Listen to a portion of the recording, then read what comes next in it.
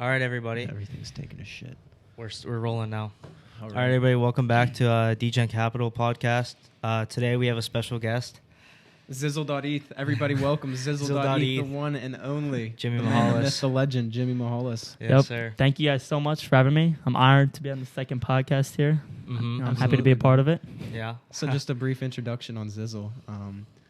Me and Dill, whenever we first got here up to college, we didn't really know too much about NFTs. But this guy is the NFT guru. Yeah. He knows the ins and outs, the everything. He actually made an own personal collection. They're road signs. So tell us a little bit about the road signs. Yeah, so I'll start with when I got into them because you said I already knew about them when you got here. I found them in late July. Is when I saw them online. I saw people tweeting about them, like celebrities that I followed. I think FaZe Banks. Someone Banks is tweeted about flipping a punk for $200,000 in a day, which is it's unheard of with investing and stuff.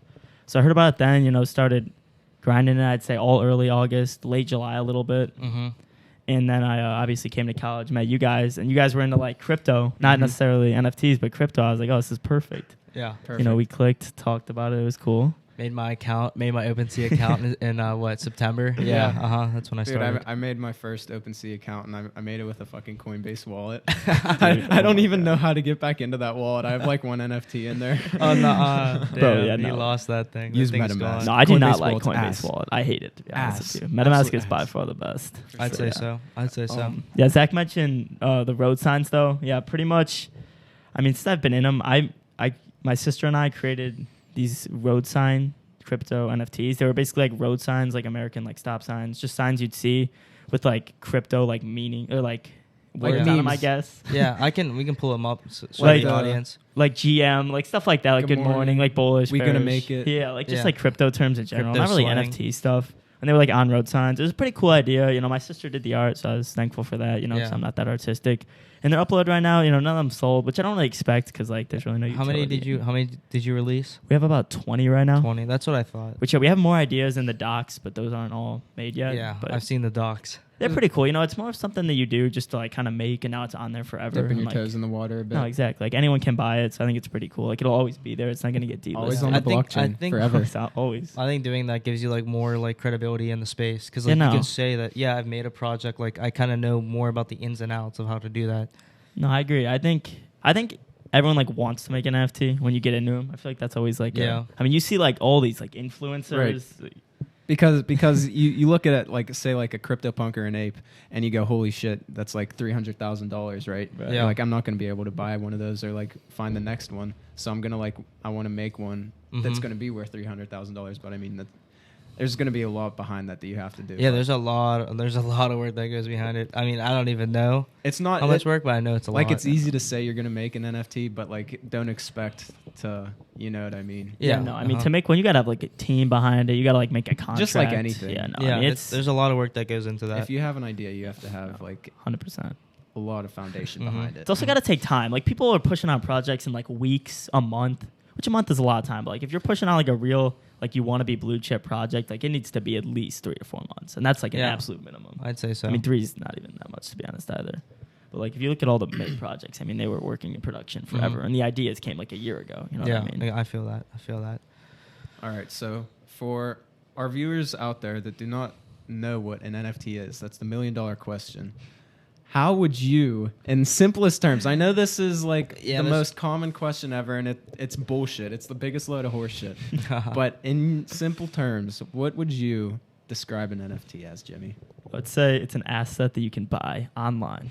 An asset a digital photo JPEG you can buy online. I mean, dude, I don't know. It's tough to explain, but it's pretty much just buying something. You're just buying something online and selling it. Even though it's a photo and a JPEG, just because you can copy and paste it doesn't really mean that it's any different than other assets online. You know what I mean? It's on the blockchain. Yeah, no, it's on the blockchain, which is pretty complicated. I saw this meme the other day. It was this picture of this big ass buff dude in a bar with some hot girl next to him, and he's showing her his phone, and he goes, "Yeah, I actually own the ape. It's on the blockchain." It's on the blockchain. She's like, "Oh, what's that?" So confused. Yeah, no, I mean, do you guys see Twitter, by the way? I don't maybe off the topic, but Twitter has Twitter Blue now. You can make an NFT your profile. I did see that, and like instead of it being the circle, it's like a hexagon kind of So that's shape. like credibility, so someone knows if like you're lying, if like you actually have an ape. Because I see it all the time, like on TikTok or on Instagram, people will have apes, and I'll go and find the ape that they have and look through the blockchain, and I'll be like, yeah, they don't even own that. So I think that's cool with Twitter. So you actually know that they own that. Yeah, it's pretty cool, but it's pretty neat. Yeah. All right, so looking at NFTs, what's your favorite collection that you've seen, or maybe that you've bought or that you've seen? Jeez, well, let me think about it for a second. I'll tell you my favorite collection right now. It doesn't have to be a good collection. Maybe just like the artwork. Well, so right now I'm actually looking at these things called Bloodshed Bears. I think that's the OpenSea name. Pretty much it's like a play-to-earn game that they're coming out with, and you can like stake. There's like factions, and staking an NFT means like you can send it somewhere, and it can like earn you currency that this other project created. I think it's like BLD or something is the like abbreviation of the coin. Yeah. But it's pretty cool. In like 2 days, I'm pretty sure on Saturday it comes out, you can stake these bears that you have, which I'm going to be doing, and I have like a few of them. And I just think it's good because like these new games that are coming out into the metaverse, and you can like play them, and it even says something about factions, which is pretty cool.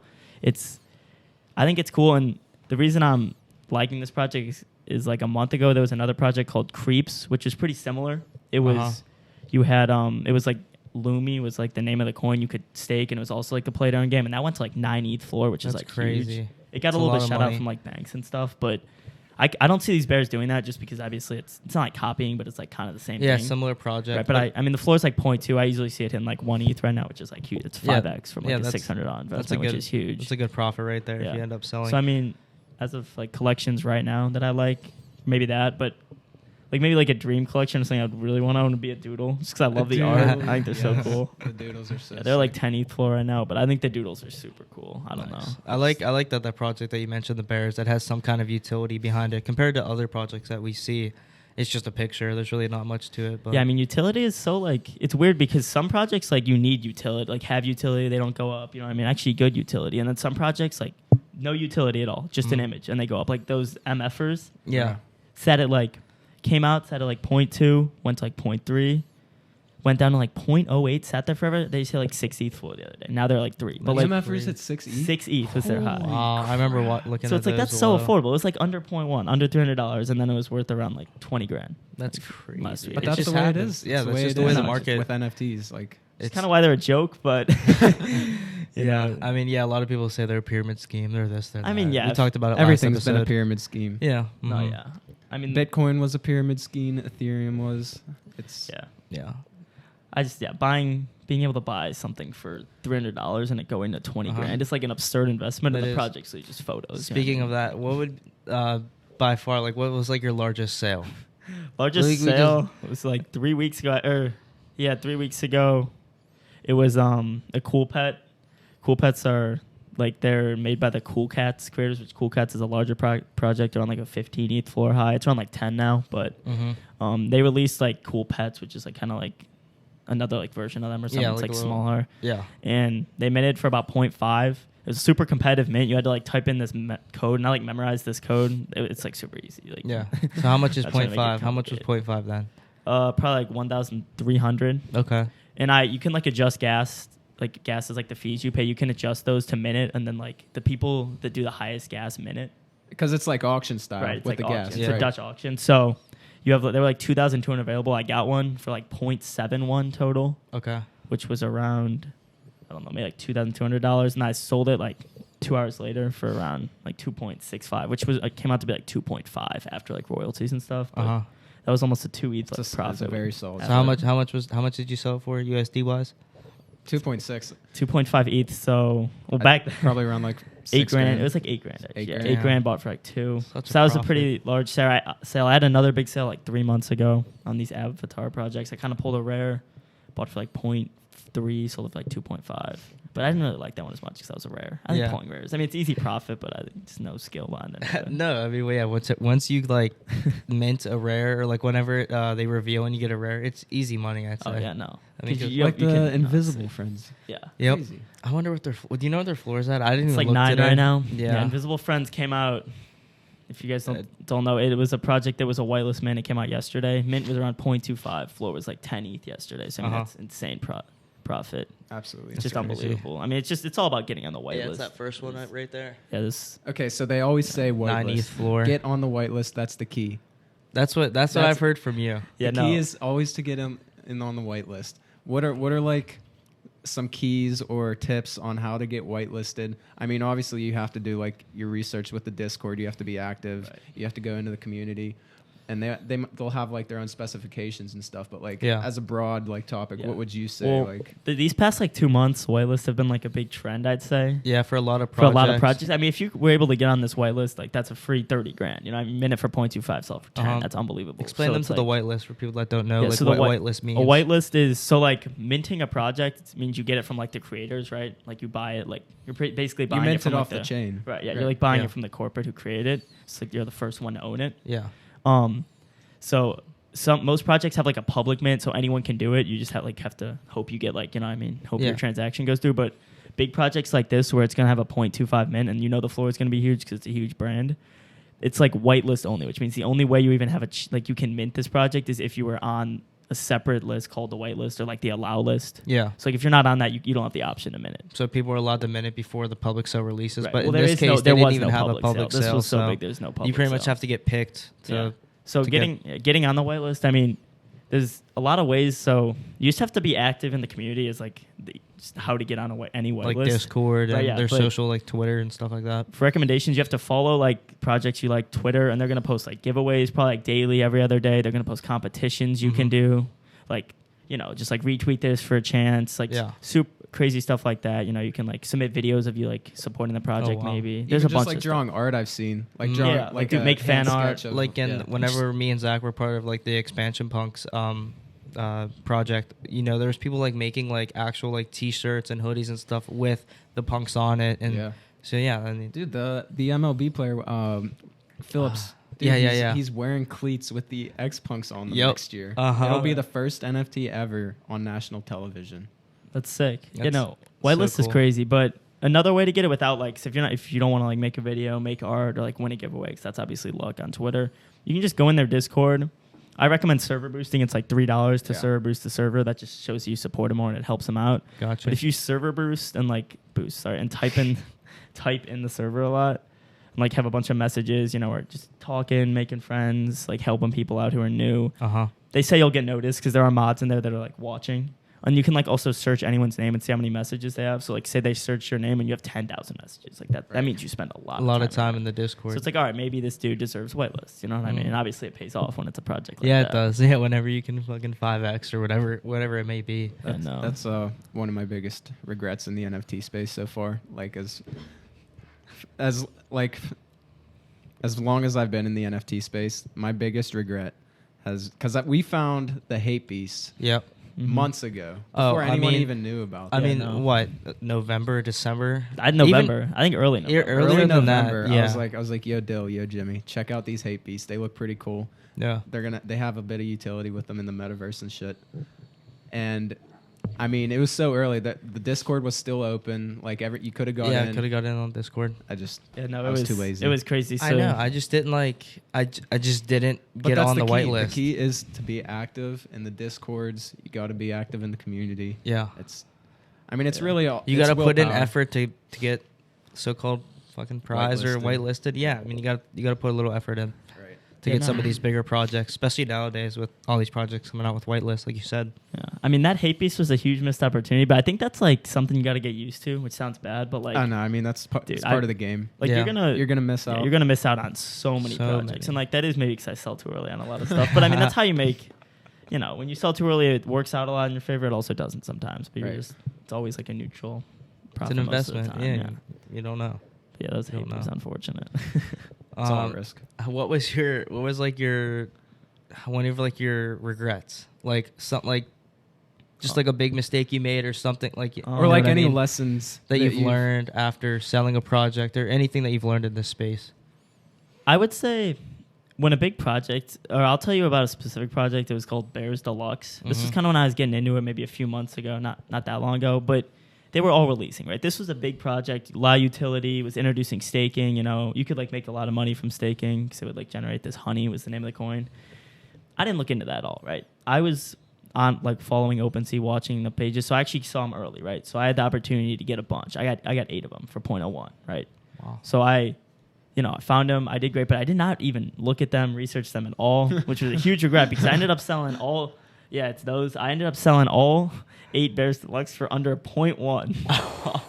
Which isn't that bad profit, but if I would have held on to all the Bears Deluxe, they hit a 3 ETH top floor. They're at 1.79 still there. But imagine 1.7. Were you showing me those times 8? Were you showing me these? No, that was something else. Was it Space a Bears, similar project? Yeah, I saw these similar bears, but it Yeah. must have been the space It ones was. that you showed us. But like 1.7 times 8, I don't know what that is. But that's also something if you're Just- getting into NFTs, you have to look out for. There's a lot of projects that are like copy and paste. Yeah. Always check for the blue Yeah. verification. yeah, the blue verification. Yeah, no. But lessons. I mean, I'm still learning everything. Like today. Dude, I learn everything we're not every even day. like a year into this Yeah, space. no. you So I know mean, what you're always gonna be learning stuff. Just the only way to learn stuff is just buy and sell stuff. Buy stuff, make profit, lose Yeah. money. That's how you learn stuff. I mean, that goes with anything. But Scared money don't make money. yeah, no. That's right. I mean, there's No risk, no reward. Exactly. Exactly. you know, I had like a 60 grand loss. My first NFT, my third NFT I ever bought. I bought it for like 0.08. Sold it for like 0.079, right? So almost like even, but I lost out on some money because of fees. And then it went to like 15 ETH the next week, which is like Wow. unheard of. Absolutely insane. It happens. That but- was back in August. So I mean, I had no idea what I was even doing. So I don't blame myself that much for that because that was Yeah. just a long time ago. Uh-huh, you were early. You know, those Bears were super unfortunate, dude. He kicks himself every day. I was feeling good after I got like that 0.6 profit for Yeah. selling all 8 for like 0.08. You're like, let's go. And then a couple weeks later, you're like, oh, shit. Like, wow. Dude, I remember the first time you got the lazy lions and you were ecstatic Oh, about I remember them, this. bro. You When were we first ecstatic met you. about the lazy lions. Uh-huh. No, dude, the lazy lines were a long. I held those things for like a month. They were like they were actually my first, and I got in with some friends too, and they were sitting around like 0.1 forever. Went up to like 0.8, 0.9. We didn't sell, right? We're like, we want 1 ETH, like sell. Went down to like 0.5. Sat at 0.5 for about 2 weeks. Went up to 0.6. We're like, all right, let's sell. You know, I think this thing might go down. We didn't really know a lot back then, and no one really did because this was like pretty new. Yeah. Whole NFTs like lazy lines were pretty early on. So we sold for 0.6. Few hours after we sold, Justin Bieber said something about the project. Discord was going nuts. Flew past 1 ETH floor. Ended up hitting a 3 ETH floor high. And I had 2 of those, so I could have sold for 6 ETH. I split one with my friend, but Yeah. So you just mentioned Justin Bieber, and a bit earlier, I think I remember you mentioning FaZe Banks, right? yes. Mhm. So what are your thoughts on like, because you see influencers like every day, like pumping these NFTs or Mhm. projects or even like shit coins, you know what I mean? Like, give us some thoughts, a take on.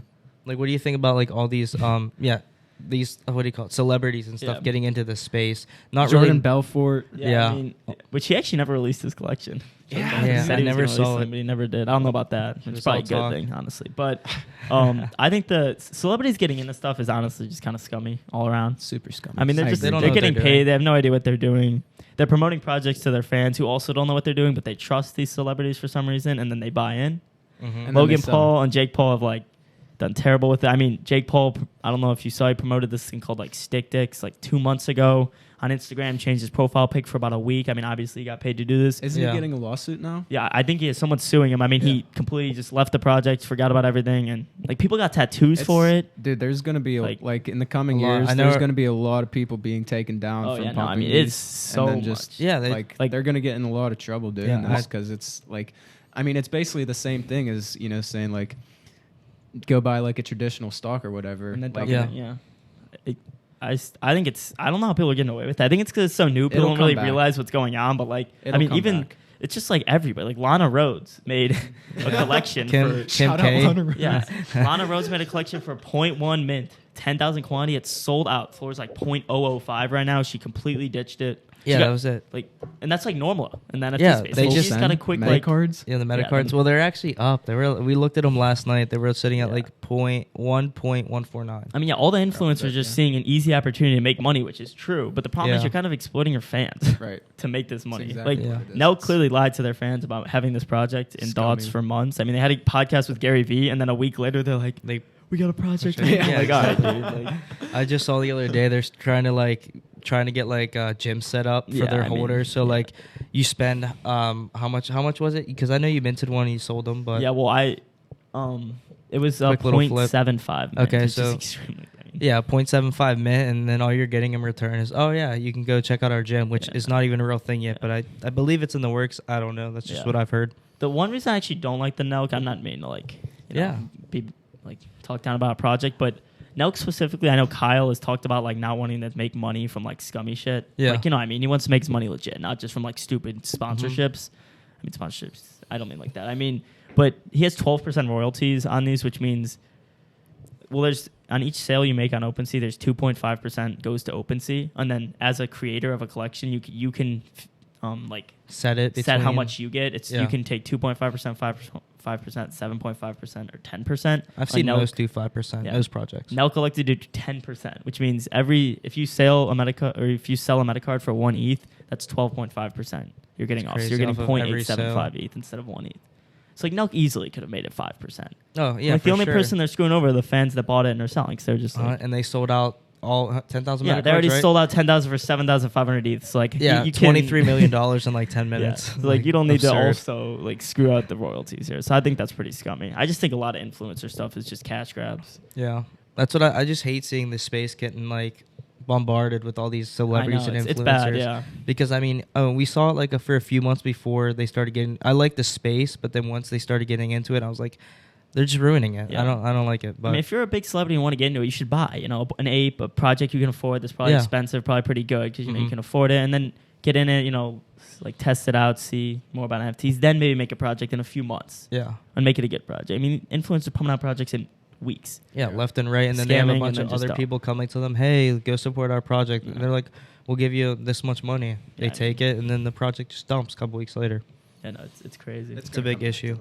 It always will. It's going to come back and bite them in the ass one day. The IRS is going to come for you. I know. Once they figure out what this stuff is, they're going to come for it. Yeah, that's what I think too. I don't know how they can get away with scamming like millions of dollars. Like there was this group of like a high school kid and a college kid just got caught for like making a bunch of projects and then just abandoning them, and they've made like over like $7 million. High school and college. I think I actually read about that the other day. I saw that they just kind of just kept going to all these different projects or making them, several of them. I mean, they had like this Squiggles project, 1 ETH mint. You know how high a 1 ETH? For you guys don't know, minting, you're obviously buying, like we said, from like the original, from like, the creator, from the company, so whatever. It should pretty much be cheap because that's like the first sale ever. Like you're technically buying it at like their price, so it should be pretty cheap, right? Like, and then it should trade higher, right?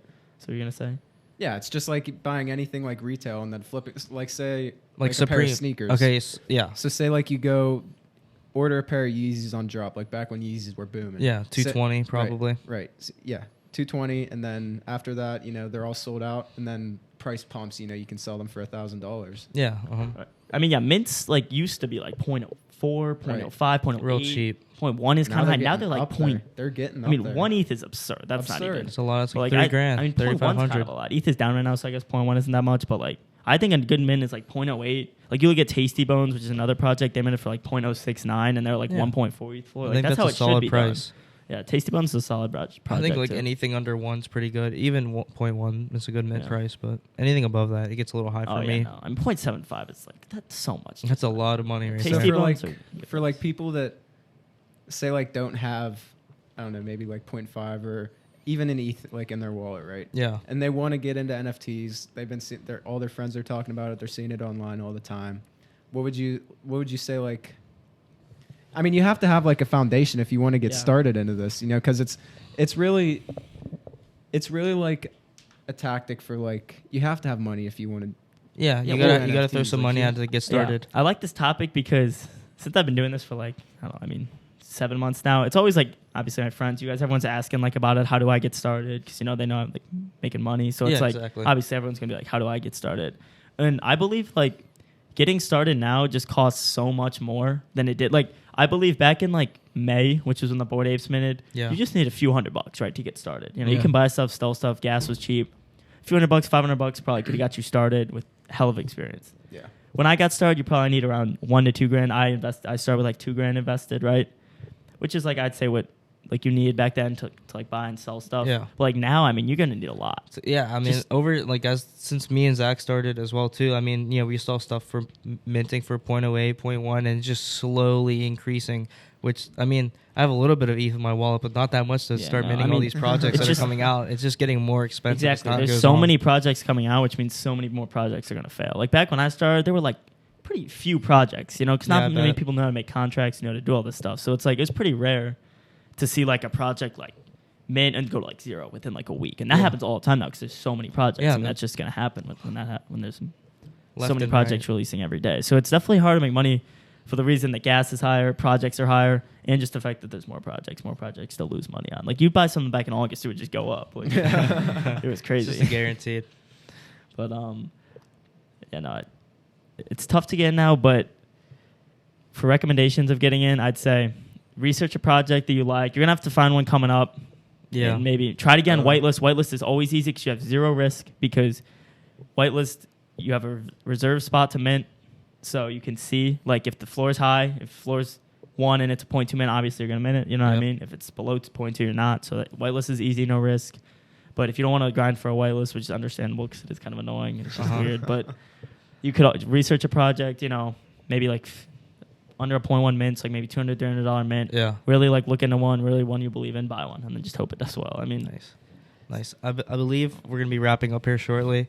Any upcoming projects that you see right now? Yes, upcoming projects, Jimmy, that you think will be good or bad? I don't know. I'd say imaginary ones. Try to get an imaginary ones whitelist. I'm thinking it's gonna be a 4 to like 8 ETH floor possible. Yeah. And mints probably gonna be around like 0.25 to 0.4. So I'm looking for that. Try to get on whitelist. That's gonna be easy profit. Not as big as Invisible Friends, but pretty big. Nice. All right. Well, we thank you for coming on as our first guest. Jimmy. Yeah, thank you for having us. All right, everybody. That was Degen-Capital's second episode. Thank you for watching. Thank you for listening as well too. Catch us on YouTube, Apple Podcast, and TikTok. Thank you, everybody. Zizzle.eth on Twitter. Zizzle.eth. Dylan Tark Twitter. Herbie.eth Twitter. Check us out. Thank you.